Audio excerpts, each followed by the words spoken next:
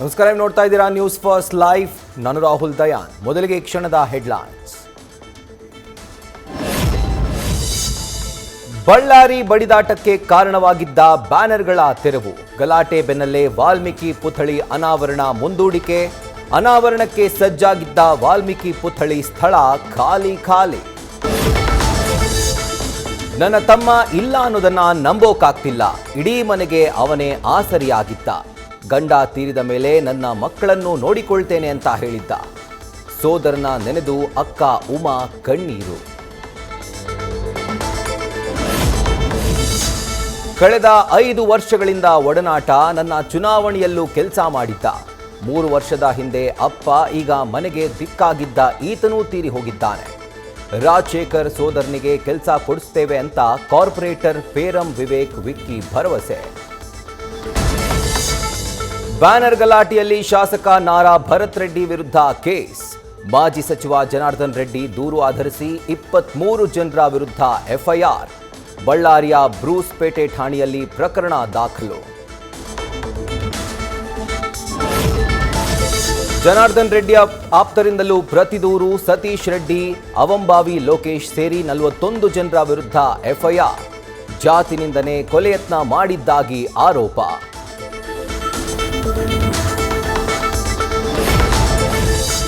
ಜನಾರ್ದನ್ ರೆಡ್ಡಿ ಹಾಗೂ ಭರತ್ ರೆಡ್ಡಿ ಇಬ್ಬರ ವಿರುದ್ಧವೂ counter case. Physical evidence, digital evidence, eye witness, ballistics ಎಲ್ಲವನ್ನ ಕಲೆ ಹಾಕಲಿರೋ ಪೊಲೀಸರು. ಪ್ರತ್ಯಕ್ಷದರ್ಶಿಗಳನ್ನ ಹುಡುಕಿ ಹೇಳಿಕೆ ದಾಖಲಿಸಲು ಸಿದ್ಧತೆ. ಜನಾರ್ದನ್ ರೆಡ್ಡಿ ಮನೆ ಬಳಿ ಡಿಐಜಿ ವರ್ತಿಕಾ ಕಟಿಯಾರ್ ಪರಿಶೀಲನೆ. ಪರಿಸ್ಥಿತಿ ನಿಯಂತ್ರಣದಲ್ಲಿದೆ, ನಿಷೇಧಾಜ್ಞೆ ಜಾರಿಯಾಗಿಲ್ಲ, ಯಾವುದೇ ಸಮಸ್ಯೆ ಇಲ್ಲ ಅಂತ ಮಾಹಿತಿ. ಬಳ್ಳಾರಿ ಘರ್ಷಣೆ ಕೇಸ್ ಬಗ್ಗೆ ಸಿಎಂ ಬೇಸರ. ತಮ್ಮ ಪಕ್ಷದ ಶಾಸಕ ನಾರಾ ಭರತ್ ರೆಡ್ಡಿ ನಡೆಗೆ ಸಿದ್ದರಾಮಯ್ಯ ಅಸಮಾಧಾನ. ಶಾಸಕರಾಗಿದ್ದೂ ಮನೆಗೆ ಬೆಂಕಿ ಇಡ್ತಿದ್ದೆ ಅನ್ನೋ ಹೇಳಿಕೆ ಸರಿಯಲ್ಲ ಅಂತ ಉಸ್ತುವಾರಿ ಸಚಿವ ಜಮೀರ್ ಎದುರು ಸಂಪುಟ ಸಭೆಯಲ್ಲೂ ಸಿದ್ದು ಕಿಡಿ.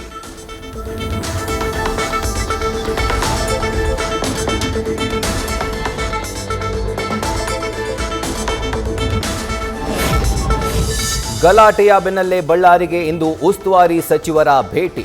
ಮೃತ ಕಾಂಗ್ರೆಸ್ ಕಾರ್ಯಕರ್ತ ರಾಜಶೇಖರ್ ಮನೆಗೆ ಭೇಟಿ ನೀಡಲಿರುವ ಜಮೀರ್. ಮೃತನ ಕುಟುಂಬಸ್ಥರಿಗೆ ಒಂದಷ್ಟು ಪರಿಹಾರ ಘೋಷಿಸೋ ಸಾಧ್ಯತೆ.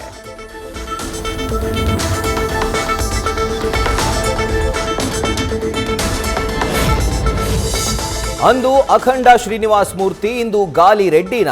ಕೆಜಿಹಳ್ಳಿ ಡಿಜೆಹಳ್ಳಿ ಕೇಸ್ಗೆ ಮರುಜೀವ ಕೊಡಲು ಬಿಜೆಪಿ ಪ್ಲಾನ್.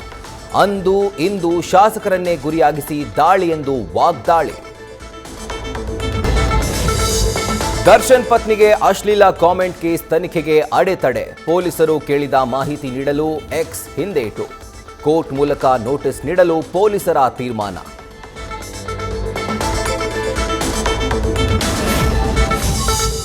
ಸೂರಜ್ ಸೂಸೈಡ್ ಸಂಬಂಧ ಗಾನವಿ ಕುಟುಂಬಸ್ಥರ ವಿರುದ್ಧ ಎಫ್ಐಆರ್. ಮೃತ ಗಾನವಿ ಲವ್ ವಿಚಾರ ಕಲೆ ಹಾಕ್ತಾ ಇರೋ ಪೊಲೀಸರು. ವಿಚಾರಣೆಗಾಗಿ ಆರೋಪಿಗಳಿಗೆ ನೋಟಿಸ್ ನೀಡಲು ಸಜ್ಜು.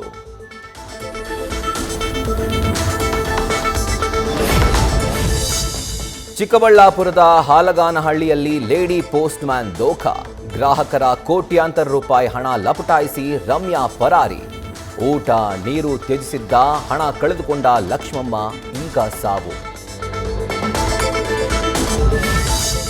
ಮನೆ ಇಲ್ಲದೆ ಬೀದಿಗೆ ಬಿದ್ದ ದಾವಣಗೆರೆ ರವೀಂದ್ರನಾಥ್ ಬಡಾವಣೆ ಕುಟುಂಬಸ್ಥರು. ನ್ಯೂಸ್ ಫಸ್ಟ್ ವರದಿ ಬೆನ್ನಲ್ಲೇ ಎಚ್ಚೆತ್ತ ಆಡಳಿತ ವರ್ಗ.